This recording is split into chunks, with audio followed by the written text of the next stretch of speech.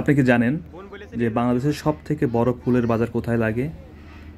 এই প্রশ্নটির উত্তর সবারই জানা কথা। যদি না জেনে থাকেন তবে আমি বলছি, এটি হচ্ছে যশোর জেলার ঝিকরগাছার গদখালি। অর্থাৎ গদখালিকে ফুলের রাজ্য বলা হয়, বা ফুলের রাজ্য খ্যাত গদখালি বলা হয়। এই গদখালিতে প্রতিদিন, মানে শীতের সময় এখন প্রতিদিন সকালে ফুলের বাগান মানে বাজার বসে। তো আমরা হঠাৎ প্ল্যান, আমরা যাব ফুল কিনতে, কোনো কারণ ছাড়াই ফুল কিনতে যাব। আমরা বের হয়ে পড়েছি যে আমাদের গাড়িটা নিয়ে, আমি, নাসিম ভাই ও তাহাজ্জুদ। সকালে 7টা বেজে গেছে, আমরা যাচ্ছি। এখন এই বাজারে আসলে বাংলাদেশের বিভিন্ন অঞ্চল থেকে পাইকারি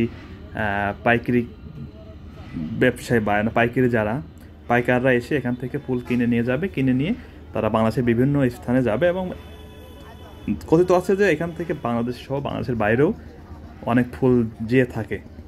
তো আমরা সেখানেই আজকে চলে এসেছি। এখানে মূলত 3 থেকে 4 জাতের ফুল বেশি পাওয়া যায়, বা 4 ধরনের, যেমন গোলাপ, রজনীগন্ধা, গাঁদা ফুল সহ আরও দেশি বিদেশি অনেক ফুল চাষ হয়। এখানে দেশি বিদেশি অনেক পর্যটক তারা ফুলের বাজার দেখতে আসে এবং ফুলের বাগান অর্থাৎ ফুলের রাজ্য খ্যাত গদখালিতে আসে। এখানে সব দেখছেন সাইকেলে বা বিভিন্ন মোটরসাইকেলে তারা ফুল নিয়ে এসেছে, কারণ তারা বিক্রি করবে। যে এখানে দেখতেছেন যে কিনে কিনে রাখছে অনেক ব্যাপারীরা আছে, যারা কিনে কিনে এক জায়গায় সংগ্রহ করবে, সেখান থেকে পরে আপনার ট্রান্সপোর্টের মাধ্যমে বিভিন্ন দেশের বিভিন্ন স্থানে পাঠাবে। যে এরা হচ্ছে সকালে বাগান থেকে তুলে নিয়ে চলে এসেছে, যারা মানে চাষি পর্যায় থেকে। মূলত শীতের সিজনে এই ফুলের বাজারটা জমজমাট হয় বেশি, কারণ শীতের মৌসুমে গোলাপ সহ অন্যান্য ফুলের চাহিদা একটু বেশি থাকে এবং ফোটোও ভালো। সেক্ষেত্রে সেজন্য আর কি ফুলের শীতের সিজনটাই চাষিদের জন্য উপযুক্ত সিজন হয়ে থাকে। এটা ডিসেম্বর, জানুয়ারি, ফেব্রুয়ারি 3 মাস প্রচুর পরিমাণে বিক্রি হয়ে থাকে। গদখালি আছি এখন, চা খাচ্ছি, আমার নাসিম ভাই চা খাচ্ছে। গোলাপ বাজারে আছি, বাজারে ফুলের বাগানে। তো দেখতে আমাদের সঙ্গে থাকুন।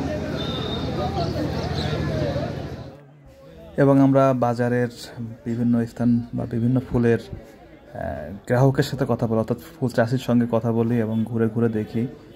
এই যে আমি ঘুরে ঘুরে দেখতেছি, মানে আসলে সকালবেলা খুব ভোরে কুয়াশা কুয়াশা ভাব, হাইওয়ের পাশে যে বাজারটা আসলে আপনি গেলে বুঝতে পারবেন যে কি একটা অন্যরকম অনুভূতি।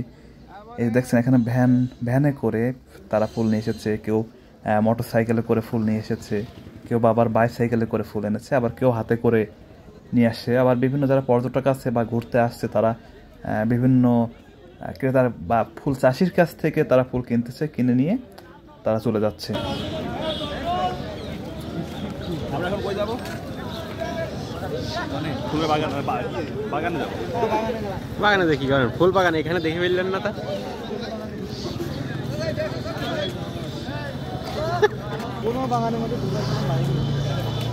তো আমি ফুলের বাগানে যেতে চেয়েছিলাম, নাসিম ভাই বললো যে না, বাগানে যাওয়া যাবে না, কারণ বাগানে এখন ঢুকতে দেয় না, পার্ক সিস্টেম, টিকিট লাগে। তো আমরা একটা রজনীগন্ধার চাষির সাথে কথা হয় এবং সেখানে আমরা দুজন খুব দামাদামি করতেছি। দামাদামি করার এক পর্যায়ে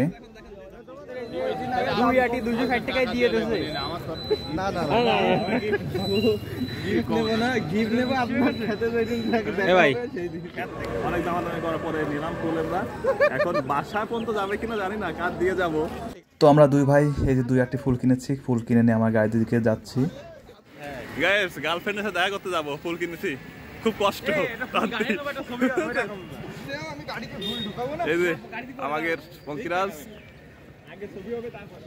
এখানে গোলাপ, রজনীগন্ধা, গাঁদা ছাড়াও বিভিন্ন জাতের ফুল পাওয়া যায়। এই যে একটা হলুদ ফুল দেখতে পাচ্ছেন, এটা আমি আগে দেখিনি। এই যে এখান থেকে গোলাপের প্যাকেটিং হচ্ছে, অর্থাৎ চালানটা বাইরে যাবে, চিটাগাং, সিলেট বা দেশের বিভিন্ন স্থানে যাবে, সেখানের জন্য আর কি ব্যাপারীরা এখান থেকে ফুল সুন্দরভাবে প্যাকেজিং করে নিয়ে যাচ্ছে। তো যাই হোক, আপনারা যারা আসতে চান তারা ঢাকা থেকে আসলে সরাসরি যশোর আসবেন, বা বেনাপোল যে গাড়িগুলো যায় সেই গাড়িতে উঠলে ঝিকরগাছায় গদখালিতে নামিয়ে দেবে। আর যদি অন্য জায়গা থেকে আসতে চান সেক্ষেত্রে আপনাকে আগে যশোর আসতে হবে। যশোর থেকে 18 থেকে 20 কিলো পার হইলেই গদখালি পাবেন।